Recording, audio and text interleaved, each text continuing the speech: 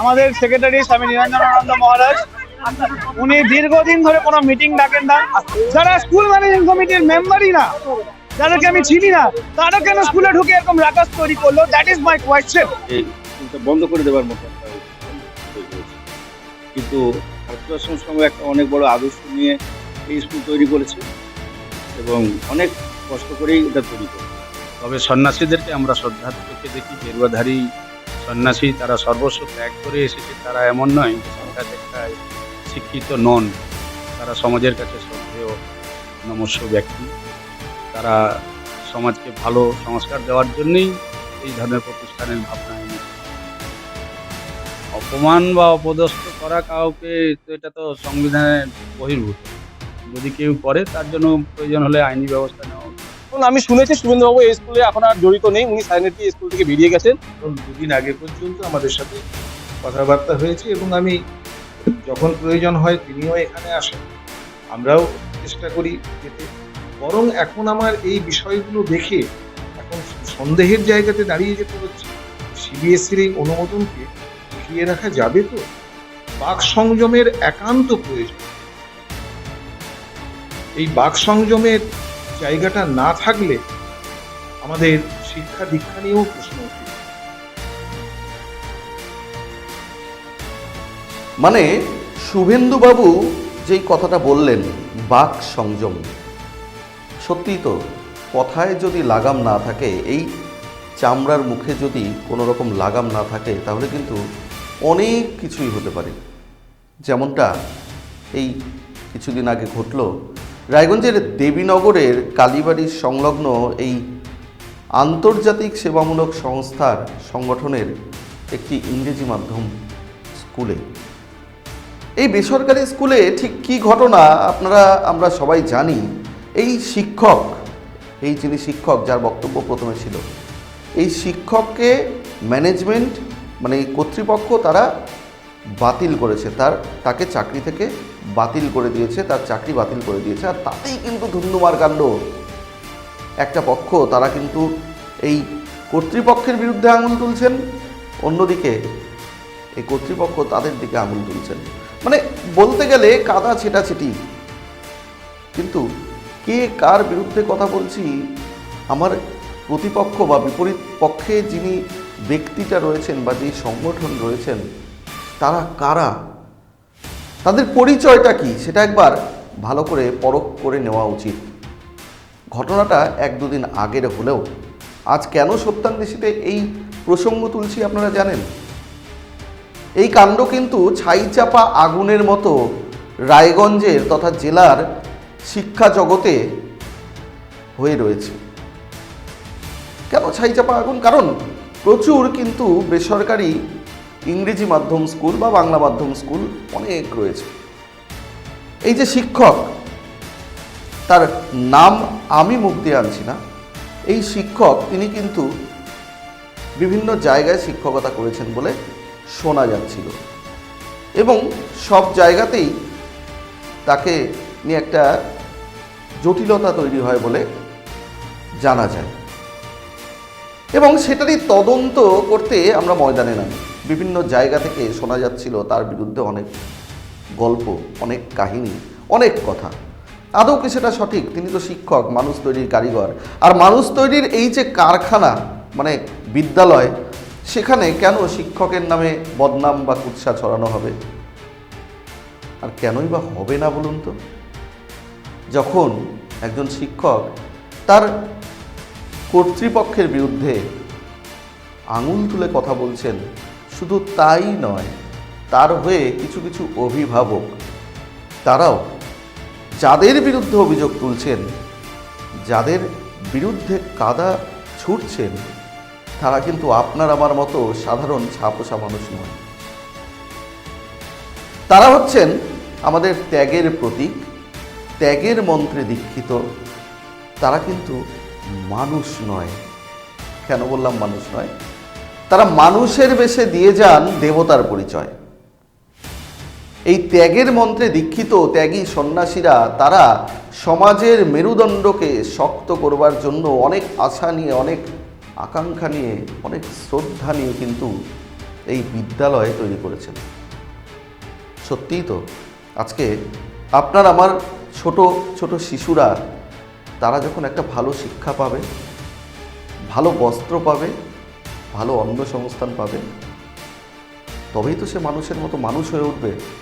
আর থাকলো শিক্ষার বিষয়, অনেক সরকারি স্কুল রয়েছে, সরকারি মিডিয়াম স্কুল রয়েছে, সরকারি ইংরেজি মাধ্যম স্কুল রয়েছে, বাংলা মাধ্যম স্কুল রয়েছে, কিন্তু বেসরকারি বিদ্যালয়গুলোতে নাকি ভালো পড়াশোনা হয় এই টানেই নাকি প্রচুর অভিভাবক অভিভাবিকারা তারা বেসরকারি ইংরেজি বা বাংলা মাধ্যম বিদ্যালয়গুলোর দিকে ঝুঁকছেন।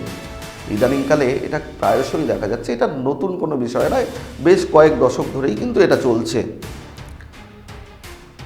আর পাশাপাশি বেশ কিছু বেসরকারি মাধ্যম, বেসরকারি সংস্থা, বেসরকারি সংগঠন তারা কিন্তু স্কুল তৈরি করে যাচ্ছে।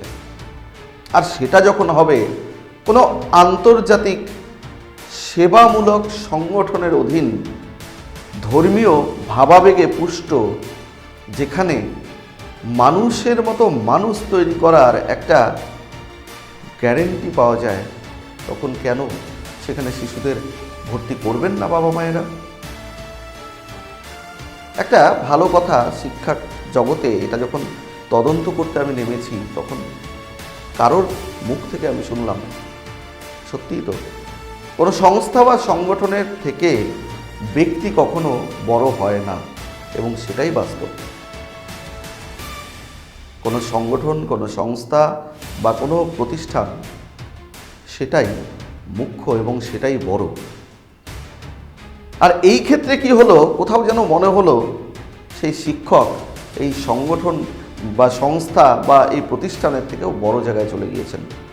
একাধিক অভিভাবককে সেদিন বলতে শোনা গিয়েছিল যে এই শিক্ষক থাকলে পরে স্কুলের নাকি উন্নতি হবে। অন্যদিকে এই বিদ্যালয়ের যারা পরিচালন সমিতি রয়েছেন তারা কিন্তু বলছেন যে স্কুলে তারাই ঢুকতে পারছেন না এই শিক্ষকের জন্য, আর যে কারণে নাকি তাকে ছুটি দিয়ে দেওয়া হয়েছে অনির্দিষ্টকালের জন্য, মানে তাকে চাকরি থেকে বরখাস্ত করা হয়েছে।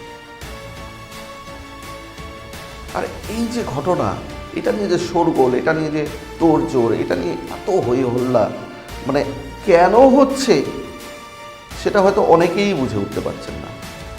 আর আমি কেন আজকে এই প্রসঙ্গটা নিয়ে আবার আলোচনা করছি সেটাও ধীরে ধীরে ক্রমশ প্রকাশ্যে আসবে। তবে সেদিন ঘটনার দিন এই অভিযুক্ত শিক্ষক, কেন অভিযুক্ত বলছি, পরিচালন সমিতি ইতিমধ্যেই কিন্তু থানায় লিখিত অভিযোগ দায়ের করেছে এবং তার বিরুদ্ধে প্রয়োজনীয় আইনি পদক্ষেপ নেওয়ার প্রক্রিয়াও শুরু হয়ে গিয়েছে, এমনটা আমরা জানতে পারছি। তো সুতরাং এই অভিযুক্ত শিক্ষক তিনি সেদিন কি বলেছিলেন, এই মানে বিক্ষোভ চলাকালীন, তাকে নিয়েই তো বিক্ষোভ, তিনি সেই বিক্ষোভ চলাকালীন ঠিক কি বলেছিলেন আগে একবার দেখুন। অভিযোগ অনেক দিন ধরেই ছিল। আমাদের সেক্রেটারি স্বামী নিরঞ্জনানন্দ মহারাজ, উনি দীর্ঘদিন ধরে কোনো মিটিং ডাকেন না, প্রবলেম জানিয়ে কিছু আসেন না। এক বছরে একটা মিটিং হয়েছে কিনা সন্দেহ আছে। হঠাৎ করে কালকে অনেক স্বামীজি থেকে নিয়ে যারা স্কুল ম্যানেজিং কমিটির মেম্বার না, তারা এসে আমাকে বলছেন কাল থেকে আসবেন না। আমি বললাম কারণটা জানান, আপনারা শোকজও দিতে পারছেন, কিন্তু শোকজও দেননি। উনি হঠাৎ করে বলছে এই আপনার টার্মিনেশন, আপনাকে কাল থেকে আপনি আসতে পারেন না। আমি বললাম এভাবে হয় না, স্কুলটা সিবিএসসি অ্যাফিলিয়েটেড বোর্ডের অনুযায়ী হবে। ওনার যদি আমার কোনো বিহেভিয়ার খারাপ লাগে উনি শোকজ দেবেন, আমি তার উত্তর শোকজে হয় দেব, নাহলে আমি আদালতে যাব। এটা কেন হবে? তারপর আমি আজকে এসে ঢুকতে চাইছিলাম, এনারা আমাকে ঢুকতেও দিচ্ছেন না। যারা স্কুল ম্যানেজিং কমিটির মেম্বারই না, যাদেরকে আমি চিনি না, তারা কেন স্কুলে ঢুকে এরকম রাকাস তৈরি করলো? That is my question. As an educator, as a vice principal of the school, I will speak the truth, and I want a complete investigation of what had happened yesterday. আমি এখন দাঁড়িয়ে আছি না, আরো এক দুজন সঙ্গে আছে, তাদেরকে ভয় পাচ্ছেন বারবার।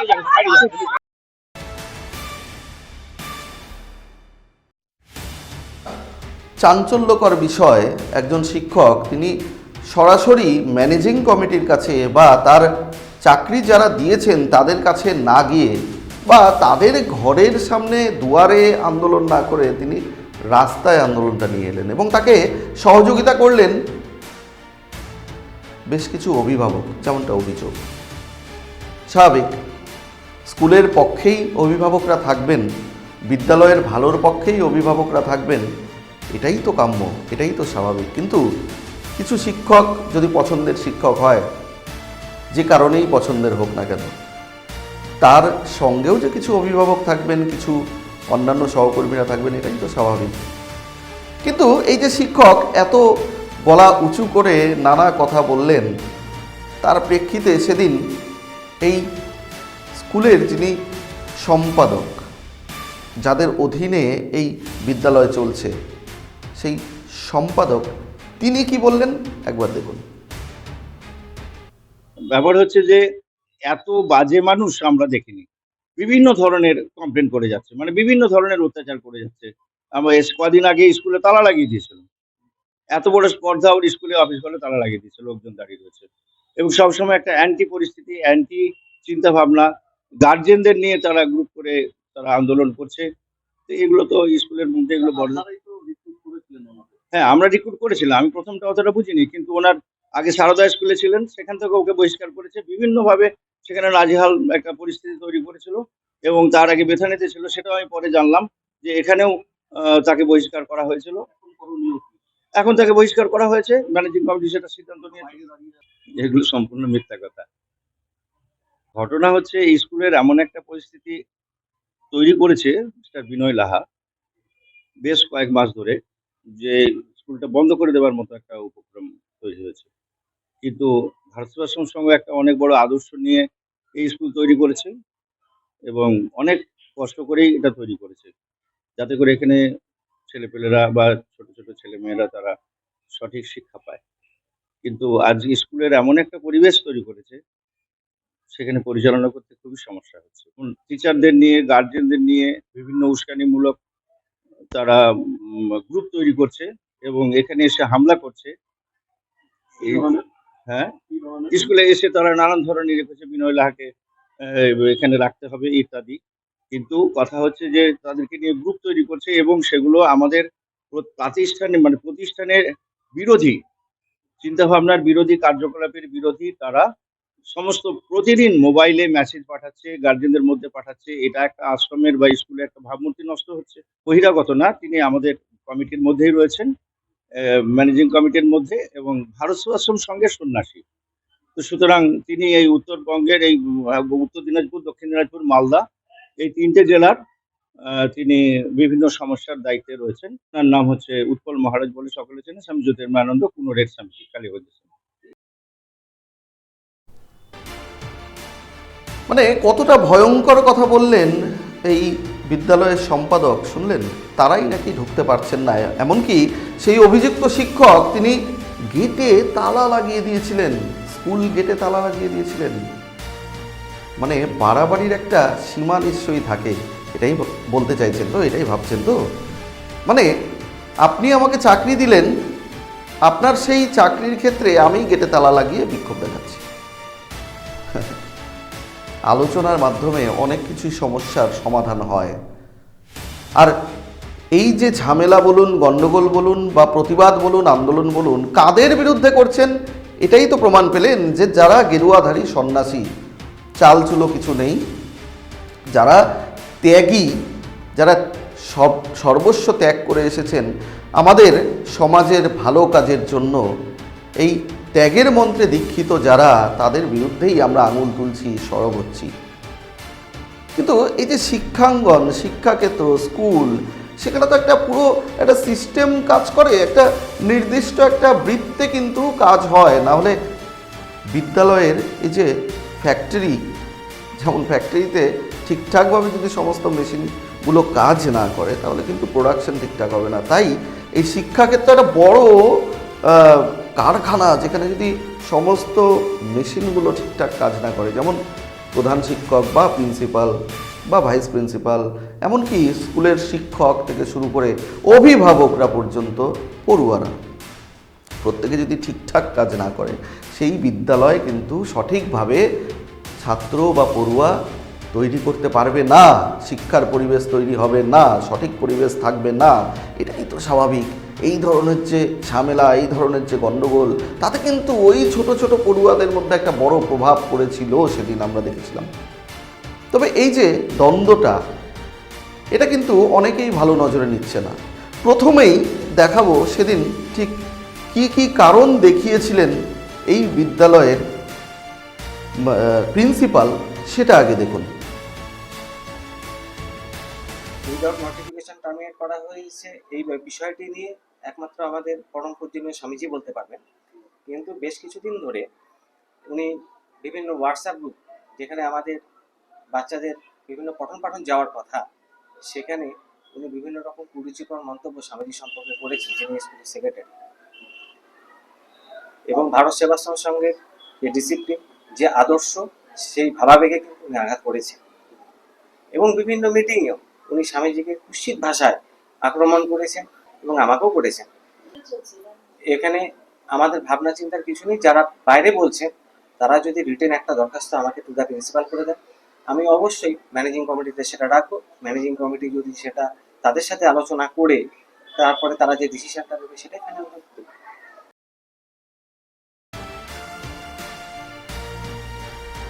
মানে ভাবাবেগে আঘাত, এটা বড় মারাত্মক, কঠিন কিন্তু ভয়ঙ্কর বিষয়। আজকে যাদের অধীনে এই বিদ্যালয়, যার ছবি সে মহাপুরুষ, যার ছবি একটু আগে দেখলেন প্রিন্সিপালের চেয়ারের ঠিক পেছনে ঝোলানো রয়েছে, তিনি কিন্তু মহাপুরুষ স্বামী প্রণবানন্দজি মহারাজ, যিনি ভারত সেবাশ্রম সংঘের মতো এত বড় একটা সংগঠন তিনি প্রস্তুত করেছেন, একটা প্রতিষ্ঠান তিনি প্রস্তুত করেছেন, যেখানে প্রত্যেককে এক জায়গায়, এক ছাতার তলায় নিয়ে আসার তিনি চেষ্টা করেছেন। এবং সেই সংগঠন তারাই এই ধরনের সমাজমূলক কাজ, সমাজসেবামূলক কাজ, সামাজিক কাজ করে চলেছে দিবারাত। তারই অঙ্গ কিন্তু এই বিদ্যালয়। এই বিদ্যালয়গুলো কিন্তু যেমন তেমন যার তার বা অন্যান্য আর 5টা বিদ্যালয়ের মতো নয়। স্বাভাবিকভাবেই এই ধরনের আন্তর্জাতিক মানের সেবামূলক সংগঠন, তাদের অধীনে থাকা যে কোনো প্রতিষ্ঠানের বিরুদ্ধে যখন আঙুল ওঠে না, তখন কিন্তু একটু ভাবার প্রয়োজন থাকে। আর যিনি আঙুল তুলছেন বা তার সঙ্গে যারা রয়েছেন, তারা হয়তো সেই বিষয়টাকে ভাবেনি। তারা ওই যে বললাম, প্রতিষ্ঠানের থেকে ব্যক্তি বড় হয়ে গেছে, সেই জায়গাটাতে একটা মস্ত বড় ভুল করে ফেলেছেন তারা। ইতিমধ্যেই থানায় লিখিত অভিযোগ হয়েছে এবং প্রশাসনের দুয়ারে কিন্তু পৌঁছে গিয়েছেন এই গেরুয়াধারী সন্ন্যাসীরা। সবটা মিলে একটা ডামাডোল পরিস্থিতি। এই শিক্ষাঙ্গনে কেন এভাবে বারবার কলুষিত হতে হচ্ছে, এই শিক্ষাঙ্গনে কেন, এই স্কুলে কেন এত বিতর্ক, সবটা নিয়ে কিন্তু ইতিমধ্যেই শোরগোল পড়ে গিয়েছে জেলার শিক্ষা জগতে। প্রথমেই বলেছিলাম জেলার শিক্ষা জগৎ, তারা কি বলছেন, এটা ছাই চাপা আগুনের মতো হয়ে আছে। একেবারে ভয়ঙ্কর, চমকে দেওয়ার মতো কিছু বক্তব্য আমাদের কাছে কিন্তু রয়েছে। আর সেই কারণেই আজকে আপনাদের সামনে এই বিষয়টা নিয়ে আসা। আরেকটি আন্তর্জাতিক, মানে আমাদের ভারতবর্ষের বহু প্রতিষ্ঠিত একটি সংগঠন, তাদের অধীনে থাকা আরেকটি বিদ্যালয়ে কিন্তু এই শিক্ষক কাজ করতেন। তিনি একাধিক জায়গায় কাজ করেছেন এবং সেটা রায়গঞ্জেও অনেকগুলো বিদ্যালয় তাদের রয়েছে। সেই বিদ্যালয়গুলো থেকে কি আভাস পাওয়া গেল এই শিক্ষকের ব্যাপারে, সেটাও কিন্তু নিতান্ত কম নয়। যখন মৌচাকে ঢিল মেরেছেন, মানে মৌমাছির কামড় তো খেতেই হবে, ঠিক যেন বিষয়টা এই ধরনের ঘটে গেল। তবে ওই মৌমাছি কামড়ালে আবার মধু দিলেই সেই বিষ কিন্তু নেমে যায় বলেই প্রচলন আছে, প্রবাদ রয়েছে। যাই হোক, যেটা বললাম যে ভারতবর্ষের বহু বহু বিদ্যালয় তাদের রয়েছে, এমনই বিদ্যালয়ে তিনি কাজ করতেন। রায়গঞ্জেও একগুচ্ছ একাধিক তাদের বিদ্যালয় রয়েছে। সেখানে ওই মাস্টারমশাই তিনি একসময় কাজ করতেন, কিন্তু তাকে সরিয়ে দেওয়া হয়েছে। কেন? তার এই ধরনের ব্যবহার নাকি প্রত্যেকেই পেয়েছেন, আর এই ব্যবহারের কারণেই নাকি প্রতিষ্ঠান, তার সম্মান ভুলুণ্ঠিত হয়েছে। এই ধরনের অভিযোগ পাওয়া গেছে। সব ক্ষেত্রেই যে শিক্ষক সঠিক হয়, বিদ্যালয় বা প্রতিষ্ঠান বেঠিক হয়, এমনটা কিন্তু নয়। এই ধরনের তথ্য কিন্তু আমরা পেয়েছি। দেখুন, সেই বিদ্যালয়ের যারা আগে তাকে চাকরিতে রেখেছিলেন, চাকরি দিয়েছিলেন, তারা কি বলছেন। খুব কৌশলগতভাবে কিন্তু তারা ঘুরিয়ে সুন্দর করে বক্তব্য দিয়েছেন। দেখুন ওই বিদ্যালয়ের প্রিন্সিপাল কি বলছেন। তো বিদ্যালয়ের যে পঠন পাঠনের সুস্থ পরিবেশ বজায় রাখার সকলেরই নৈতিক দায়িত্ব ও কর্তব্য। কিছু শুনেছি কোনো এক শিক্ষককে নিয়ে ওখানে সমস্যার সৃষ্টি হয়েছে। তাদের উচিত সুস্থ পরিবেশ ফিরিয়ে আনা, যাতে ছেলেমেয়েরা শিক্ষা থেকে বঞ্চিত না হয়, প্রকৃত শিক্ষা থেকে। উনি আমাদের বিদ্যালয়েও ছিলেন, যতদূর সম্ভব বছর 10 আগেই তিনি এই বিদ্যালয় থেকে চলে গেছে। এখন তখনকার সময়ে কি কারণে পরিচালন সমিতি তাকে অব্যাহতি দিয়েছিল, না উনার পিরিয়ড শেষ হয়ে যাওয়ার পরে উনি বেরিয়েছিলেন, একজাক্টলি আমার মনে নেই। তবে এখানে ছিলেন, হয়তো তিনি আমাদের বিদ্যালয়ের সঙ্গে অ্যাডজাস্ট করতে পারেননি। গেরুয়াধারী সন্ন্যাসী, তারা সর্বস্ব ত্যাগ করে এসেছে, তারা এমন নয় যে শিক্ষা দীক্ষায় শিক্ষিত নন। তারা সমাজের কাছে শ্রদ্ধেয় নমস্য ব্যক্তি। তারা সমাজকে ভালো সংস্কার দেওয়ার জন্যই এই ধরনের প্রতিষ্ঠানের ভাবনা এনেছেন হয়তো। অপমান বা অপদস্থ করা কাউকে, তো এটা তো সংবিধানের বহির্ভূত। যদি কেউ করে তার জন্য প্রয়োজন হলে আইনি ব্যবস্থা নেওয়া উচিত, বা পরিচালনা সমিতি যে সিদ্ধান্ত নেবে তারা ভাববে। অপমান অপদস্থ করার জন্য আইনের দ্বারস্থ হওয়ার কিন্তু জানিয়ে দিলেন এই শিক্ষক। তাও আবার যদি সেটা হয় গেরুয়াধারী সন্ন্যাসী, ত্যাগের প্রতীক। মানে কখনো কখনো মানুষ এমন কিছু ভুল করে ফেলি আমরা, মানুষ মাত্রেই ভুল হয়। আর এই যারা ত্যাগী সন্ন্যাসী, তাদের ভেতরে ক্ষমা বলে একটা জিনিস রয়েছে। যদি তারা ক্ষমা করে দিতে পারেন, যদি তারা ক্ষমা করেন, তাহলে সবটাই হয়তো একদিন মিটে যাবে। আর হয়তো এই বিদ্যালয়ে বা এই ধরনের বিদ্যালয়গুলোতে আর কোনোদিন কোনো সমস্যা হবে না। কিন্তু প্রত্যেককেই তো একটা সংযমী হওয়া উচিত, প্রত্যেককেই সংযমী হওয়া উচিত। এমনটা কিন্তু আমি শুধু বলছি না, এটা সমাজ বলছে এবং সমাজের বিদ্বজন যারা রয়েছেন তারাই বলছেন। কোথায় বলুন তো সংযমটা সবার আগে প্রয়োজন? যে প্রথমে বলেছিলাম বাক সংযম। আপনি আমাকে কি বললেন বা আমি প্রত্যুত্তরে আপনাকে কি বললাম, এই ব্যাপারটায় সংযমী হওয়া উচিত। না হলে পরে এই ধরনের সমস্যা কিন্তু চিরকাল চলতে থাকবে। যেমনটা শিক্ষাবিদ শুভেন্দু মুখার্জি বলেছেন আমাদের ক্যামেরার সামনে। মানে কোথাও কিন্তু স্পষ্ট হচ্ছে যে এই বাক সংযম না থাকার জন্যই জল এতদূর গড়িয়েছে। কিন্তু সেই জল গড়াতে গড়াতে আর কতদূর যায় সেদিকে কিন্তু আমাদের নজর থাকবেই। শেষমেশ এই শিক্ষককে তার চাকরিতে বহাল রাখা হয় কিনা, বা তিনি পরবর্তীতে কি পদক্ষেপ নেন, বা তিনি ক্ষমা প্রার্থী হন কিনা, বা তাকে ক্ষমা করা হয় কিনা, সবটাই সময়ের কাছেই তোলা থাকবে। তবে এই বিষয়ে আরেকজনের বক্তব্য দেখাবো, বিশিষ্ট শিক্ষাবিদ শুভেন্দু মুখার্জি। কারণ তার বক্তব্য না দেখালেই নয়। আমরা জানি যে এই যে বিদ্যালয়, তিনি রায়গঞ্জ করোনেশন উচ্চ বিদ্যালয়ের প্রধান শিক্ষক এবং পরবর্তীতে অবসর নিয়েছেন। কিন্তু সবটা মিলিয়ে বলতে গেলে উনি একজন শিক্ষাবিদ হিসেবে রায়গঞ্জের অনেক শিক্ষাঙ্গন বা স্কুল, সেগুলোর সঙ্গে কিন্তু তার যোগাযোগ কম বেশি রয়েছে এবং তাকে সেই জায়গাটায় শ্রদ্ধা জানানো হয়, তাকে সেই জায়গাটায় সম্মান দেওয়া হয়। এবং বিশিষ্ট জনেদের মধ্যে, রায়গঞ্জের বিশিষ্ট জনেদের মধ্যে তিনি একজন। তো সুতরাং তাকে ওই বিদ্যালয়ে, ওই ক্যাম্পাসে কিন্তু মাঝে মধ্যেই দেখা যেত একটা সময়। এখন আর তাকে সেইভাবে দেখা যাচ্ছে না। আর তার এই ওই বিদ্যালয়ে না যাওয়া বা দেখা না পাওয়া ওই বিদ্যালয়ে, এটা নিয়ে সেদিন যথেষ্ট হইচই হয়েছিল। এক পক্ষ আরেক পক্ষর বিরুদ্ধে দোষারোপ করেছিল। মানে অভিযুক্ত শিক্ষক বা তার পক্ষে যারা অভিভাবকরা ছিলেন তারা কিন্তু বলছিলেন এই সন্ন্যাসীদের বিরুদ্ধেই আঙুল তুলে, যে তাদের ব্যবহারের কারণেই নাকি ওই শুভেন্দুবাবু তিনি ওই স্কুলে আসছেন না বা আসতে পারেন না বা যেতে চান না। আবার অন্যদিকে সন্ন্যাসী তিনি কিন্তু স্পষ্ট বলে দিলেন না, এরকম কোনো ঘটনা নেই। তাদের কারণেই, মূলত এই শিক্ষকের বারবারন্তের কারণেই নাকি শুভেন্দুবাবু বিদ্যালয়ে যাচ্ছেন না। মানে সবটার কেন্দ্রে কিন্তু শুভেন্দুবাবুর নামটা একটা দেখা গিয়েছিল। শুভেন্দুবাবু আছেন জন্য ওই বিদ্যালয়ে তার যারা ছাত্ররা তাদের ছেলে মেয়েদেরকে ভর্তি করেছেন, এই ধরনের নানা প্রসঙ্গ উঠেছিল। কিন্তু আসলে সঠিক বিষয়টা কি? শুভেন্দুবাবু কি কারোর ওপরে রাগ করে, গোসা করে বা কারোর দ্বারা অপমানিত হয়ে যাচ্ছেন না, নাকি পেছনে অন্য কোনো রহস্য আছে? আর সবটা মিলিয়ে শুভেন্দুবাবুর কি প্রতিক্রিয়া দেখুন।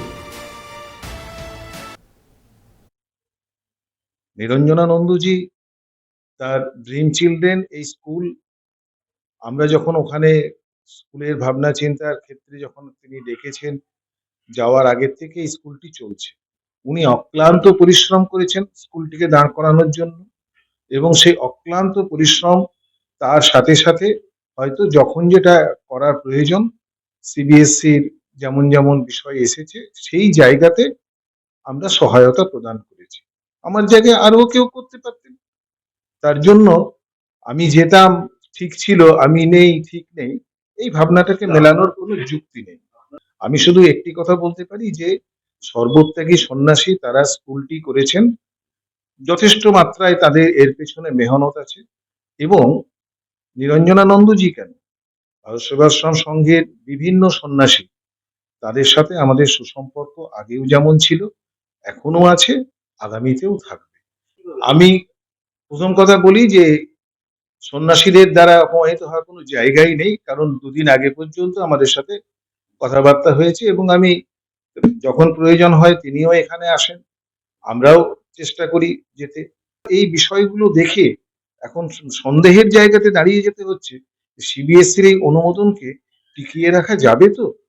এই ঘটনার জেরে আরো বড় কোনো ক্ষতি হয়ে যাবে না? আমি কাউকেই দায়ী করতে চাইছি না, কারণ আমার দিক থেকে এমন কোনো মন্তব্য আমি করব না। তবে আমি বলবো যে বাক সংযমের একান্ত প্রয়োজন। এই বাক সংযমের জায়গাটা না থাকলে আমাদের শিক্ষা দীক্ষা নিয়েও প্রশ্ন উঠে যায়। প্রথম কথা হচ্ছে যে তাকে এখানে আনার বিষয়ে ঠিক বা ভুল সেই জায়গাতে মতামত দেওয়ার ক্ষেত্রে তো আমি নেই, কারণ তাকে এখানে আনার বিষয়ে আমার কোনো ভূমিকাও ছিল না, তাদের ইন্টারভিউতেও আমি ছিলাম না। আর তিনি এখানে আসার পরে তাকে কিভাবে ইউটিলাইজ করবেন, কি করবেন না করবেন, এটা স্বামীজির সঙ্গেই তার বিষয়। এবং যতটুকু জানি যে এই ব্যাপারে স্বামীজির সাথে তার যা কথাবার্তা হয়েছিল, সেই কথাবার্তার ভিত্তিতেই তিনি এখানে এসেছেন। আর আমার সাথে তো তাকে অ্যাপয়েন্টমেন্ট দেওয়া হবে, কাকে দেওয়া হবে না বা কি হবে, এই বিষয়ে নিয়ে তো কোনো আলোচনার অবকাশও নেই, বা সেই ব্যাপারে আমি ইন্টারফেয়ার করবোই বা কেন? কাজে স্বামীজি চাইছেন না, সে কারণে আমি যাওয়া বন্ধ করেছি, এই বার্তা একেবারেই আমি মনে করতে পারছি।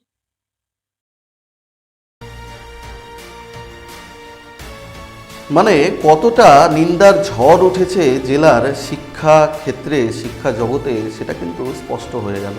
আর এই নিন্দার কেন্দ্রকে ওই শিক্ষক, বহিষ্কৃত শিক্ষক বা অভিযুক্ত শিক্ষক যাই বলুন না কেন।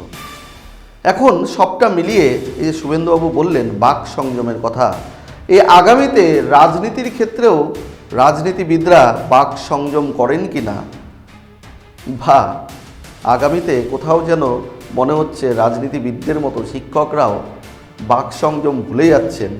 এখন সবটাই একটা জল ঘোলার মতো প্রশ্ন।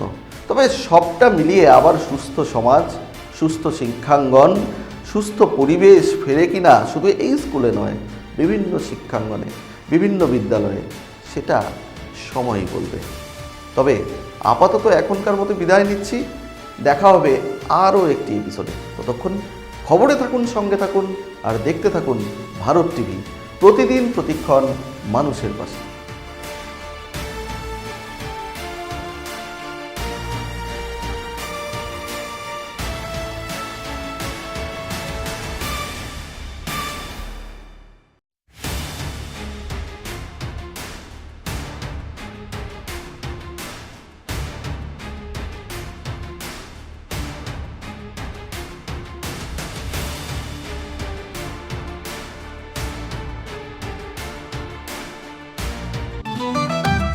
রেডিমেড পোশাকের মনকাড়া কালেকশন নিয়ে এবার হাজির রায়গঞ্জের বসন্ত স্টোর্স। একই ছাদের নিচে পেয়ে যাবেন লেহেঙ্গা, চুড়িদার, শাড়ি, ব্লেজার সহ ছোট বড় সবার মনের মতো পোশাক। তাই আর দেরি নয়, আজই আসুন বসন্ত স্টোর্সে। আমাদের ঠিকানা বিধাননগর মোড়, NS রোড, রায়গঞ্জ, উত্তর দিনাজপুর।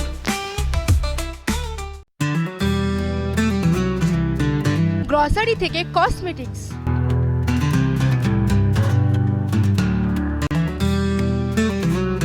আপনার যে কোনো প্রয়োজনীয় জিনিস পেয়ে যাবেন একই ছাদের তলায়। আমাদের ঠিকানা LIC মোড়, রায়গঞ্জ, উত্তর দিনাজপুর।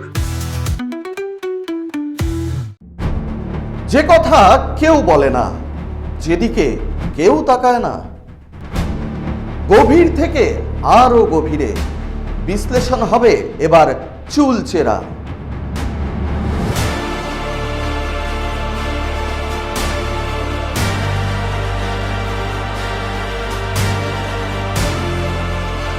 কারোর দাবেদারি নয়।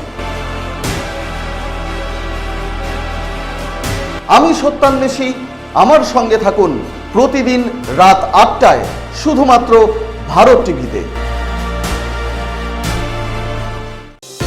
চোখের সমস্যা বাড়ার আগেই আজই আসুন জীবন রেখা হসপিটাল, আপনার পরিবারের নতুন ভরসা। আপনার স্বপ্ন এবার আপনার শহর রায়গঞ্জে।